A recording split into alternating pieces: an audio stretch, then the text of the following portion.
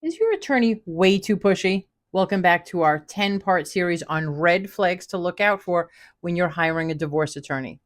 Today, we're continuing our conversation with red flag number 8, that your attorney uses pushy or overly aggressive tactics.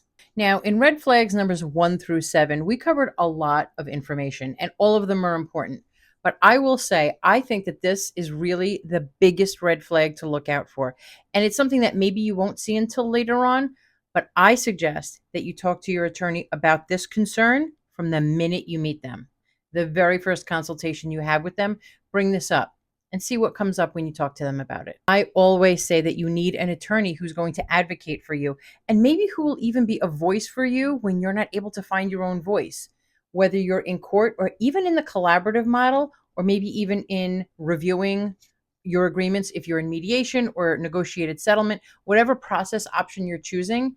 There are times when sometimes you're feeling very overwhelmed, or maybe you can't speak up, you can't advocate for yourself.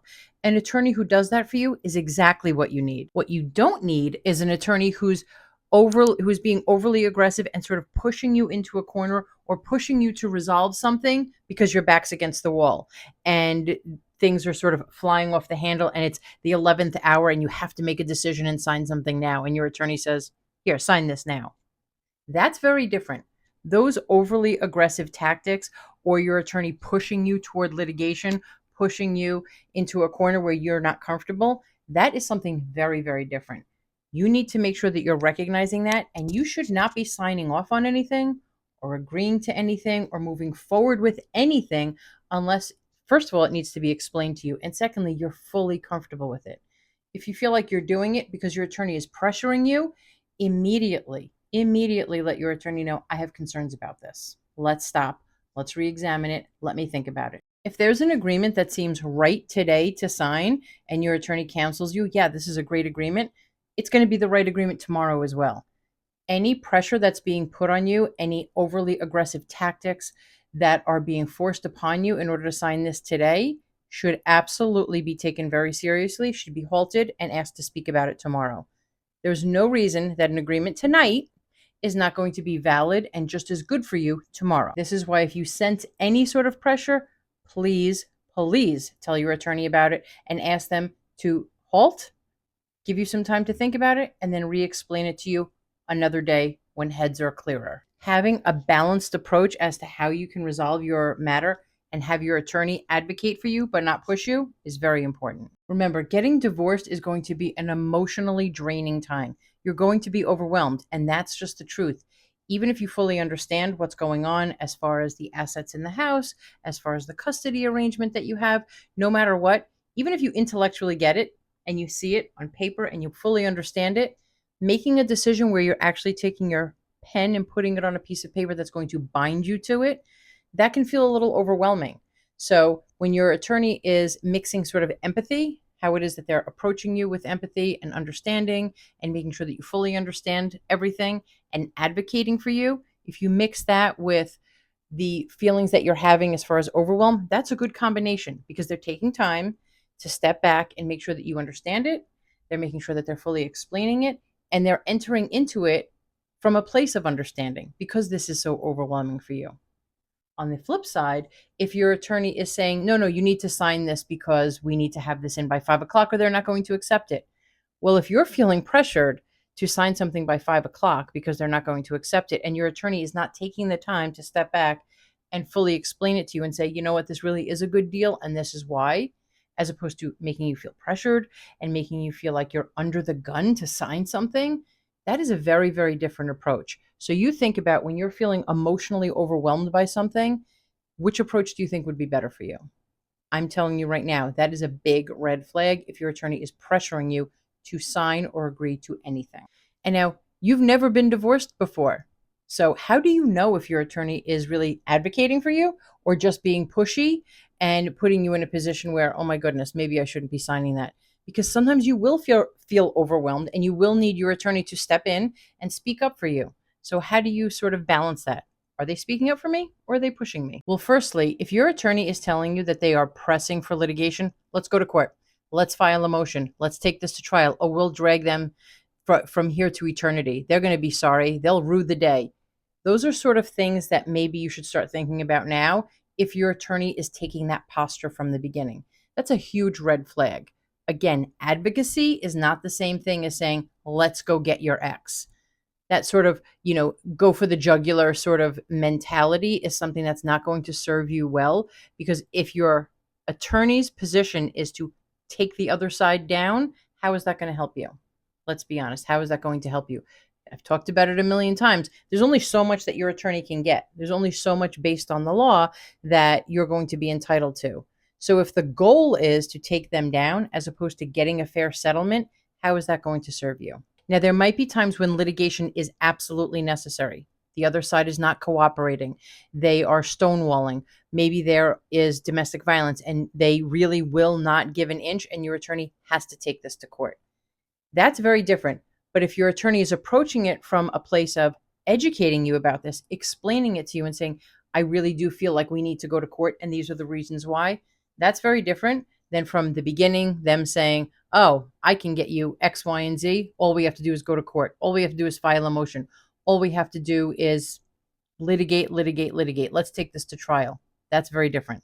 Educating you about your options and why you might have to go to court, as opposed to taking that stance from the beginning, big, big difference. Look out for that red flag. Another sign to look out for is if your attorney is asking you to make a quick decision now, like I was talking about before. Oh, just look this over and let's just sign that. Well, I haven't had a chance to read it. I don't know if I fully understand it. Can you explain to me what this subsection here means? Can you explain to me how this provision is going to affect the overall agreement? How will this little change here affect my parenting plan?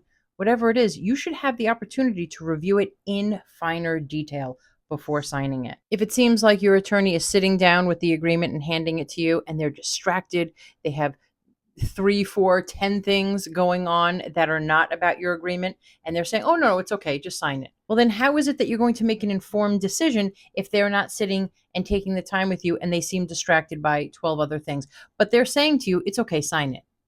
That's a really big red flag. If your attorney is really being pushy to sign this one agreement right away, really, I would take a step back and start thinking about what does this mean for my future? And finally, the last way that you'll know if your attorney is using these overly aggressive tactics is if they don't listen to you. If your attorney is disregarding your wishes or your voice or your concerns about the future, that is a big red flag. If they're pushing you toward litigation, that might be the signs of them having the ability to get more billable hours, as opposed to taking a step back and saying, what is it that you want? How is it that I can help you? Instead of pushing you somewhere that you don't want to be, they should be taking a step back and saying, let's listen to what you need. Again, your case really shouldn't be about winning.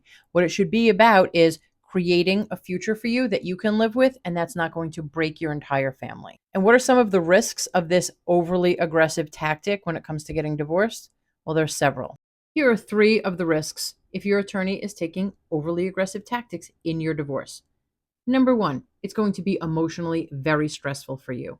If your attorney's tactics and approach to this is not aligning with your values or what it is that you want for the future, just think about how much internal turmoil that's going to cause you. You're going to feel stressed. Am I making the right decision? My attorney is pushing me this way, but my future is pulling me a different way.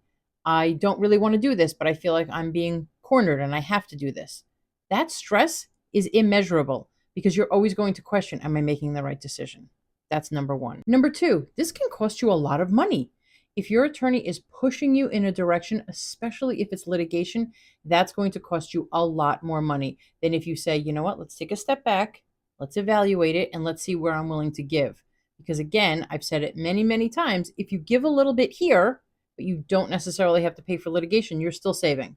And I'm not saying that that's what you have to do, but what I'm saying is you need the time to take a step back and think about that. Don't be pushed into a corner and blow tens of thousands of dollars because your attorney is pushing you somewhere you're not comfortable being. And thirdly, this can cost you a lot more time. If your attorney is pressing you toward litigation, I am telling you right now, it is going to take 10 times longer than you think it is.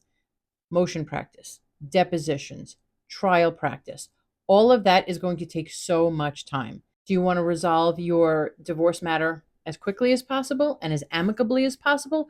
Or do you want to let these aggressive tactics kick your case down the road and cost you so much more time, money, and emotional energy. That's a decision that you have to make. So now what do you do if you notice that your attorney is being overly aggressive? What do you do if you're already in it, right? You've already hired this attorney. You're already in the midst of your divorce and the attorney is pushing you to a place that you're really not comfortable. What are you supposed to do? Number one, you need to take a step back and reassess the situation. You need to say to your attorney, I need time to think about that. If they tell you you have no time, then you need to tell them you need to make the time. You're my attorney. You work for me. You need to make the time. I cannot sign this agreement. I cannot be pushed to make an agreement because I'm not comfortable. I need to take a step back. I understand how hard that is sometimes to do, but as soon as you make an agreement, as soon as you sign it and it becomes a court order, you're bound to it. So be a little uncomfortable in this one moment as opposed to being on the hook for something that you might not even fully understand later on. Number two, after you've taken that step back, speak up. Tell them specifically what it is that you're feeling, what it is that you're feeling like you're being pushed about. If you're not able to say it, write it down. Put it in an email and then you can read it to them. Put it in an email and send it to them. I feel like I'm being pressured into this agreement and here are the reasons why. Here's the reason that I'm not comfortable with this. I'm feeling uncomfortable because of X, Y, and Z. Put all of that down in writing and make sure that you send it to your attorney. Do not feel pressured into signing anything because your attorney wants you to go in one direction. Same thing with litigation. If you're not comfortable going forward with litigation, write all of that down. I'm not comfortable moving in this direction, and these are the reasons why. And if you're not comfortable saying it or even putting it in an email, maybe you can have somebody else assist you with that. If you have a close friend, if you have a sibling, if you have another family member who is willing to come to the attorney's office with you, because it is sometimes an uncomfortable conversation. So I don't want to take that away from you. But again, this attorney works for you. If you're not comfortable with their tactics, it needs to be expressed. If you saying that out loud is not something you're comfortable with, have somebody else help you with that. And third, lastly, if your attorney is really being too pushy and too aggressive and your values are not aligned, you can get a different attorney. You don't have to continue to work with that attorney. I'm not telling you to just go and drop the attorney and start all over because, again, that can cost a lot more time, money, and stress. But what I am saying is you're not obligated to stay with that attorney if, after you speak to them, the tactics have not changed. So I hope that hearing about how attorneys might be overly aggressive in their tactics can be a big red flag, and how it is that maybe you can recognize it and how it is that you can overcome it. I hope that you found this information helpful because, again, getting divorced can be very emotional, and the professionals that I have worked with take this very seriously. Most attorneys really do.